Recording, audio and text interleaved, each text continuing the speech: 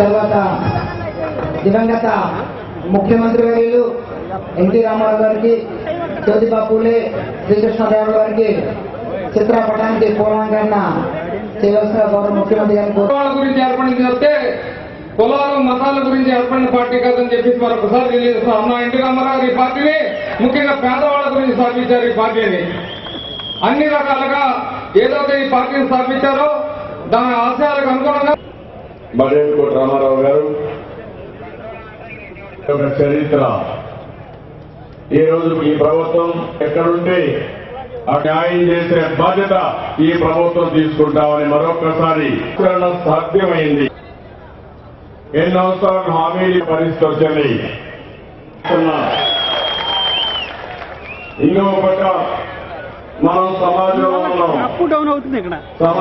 ఉన్నప్పుడు మనకు అన్యాయం జరిగినప్పుడు కానీ మనకు న్యాయం కోసం ప్రయత్నం చేయడం తప్పలేదు. అదే సమయంలో అందరినీ కలుపుకొని కూడా పోవాల్సిన అవసరం ఉంది. ఈ రోజు ఈ సమావేశంలో వెనుకబడిన పెద్ద ఎత్తున ఈ మీటింగ్ వచ్చారు.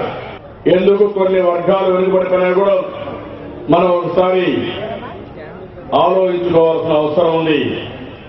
మీరు చూస్తే చరిత్రలో ఎవరైతే పరిపాలన చేస్తారో వాళ్ళు క్షత్రియులుగా ఉండడం, ఎవరైతే పౌరహితం చేస్తారో వాళ్ళంతా బ్రాహ్మణులుగా ఉండడం కాపాడుకోవాలి. నేను హామీ ఇస్తున్నా, పొల్యూషన్ లేకుండా చేసే బాధ్యత ప్రభుత్వాన్ని, ఈ పరిశ్రమను కూడా ఆదరించాల్సిన బాధ్యత మీ పైన ఉంది. ఆదాయం పెరగకపోతే లేకపోతే ఇలాంటి ఇండస్ట్రీస్ రాకపోతే మీకు ఉద్యోగాలు రావు. ఆ విషయం కూడా గుర్తుపెట్టుకోండి.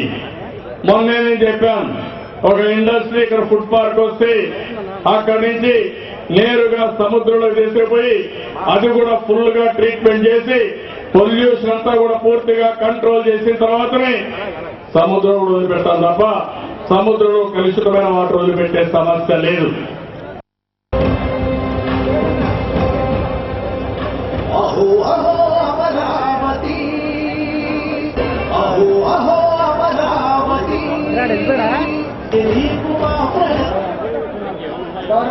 ముఖ్యమంత్రి చెప్పినట్టుగా కాపు, తెలంగాణ ప్రజ ఒంటరి కులాలకు మెగా చెక్ జరుగుతుంది.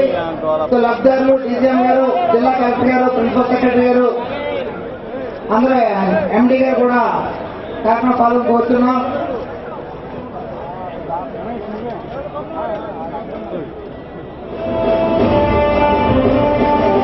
ఎవరికైతే భోజనం అందలేదో వాళ్ళ ఐఏడీపీ హాల్లోని జేవర్ స్కూల్లోని గౌరవ కలెక్టర్ గారు ఏర్పాటు చేస్తున్నారు. దయచేసి అందరూ కూడా భోజనం చేసేవాళ్ళని విజ్ఞప్తి. ప్రత్యేక ధన్యవాదాలు. థ్యాంక్ యూ గౌరవ ముఖ్యమంత్రి గారికి.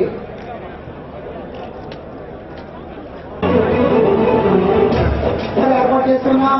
ఐఏడీపీ హాల్ కూడా భోజనాలు ఏర్పాటు చేస్తున్నాం. దయచేసి భోజనం చేసేవాళ్ళని విజ్ఞప్తి చేస్తున్నాం.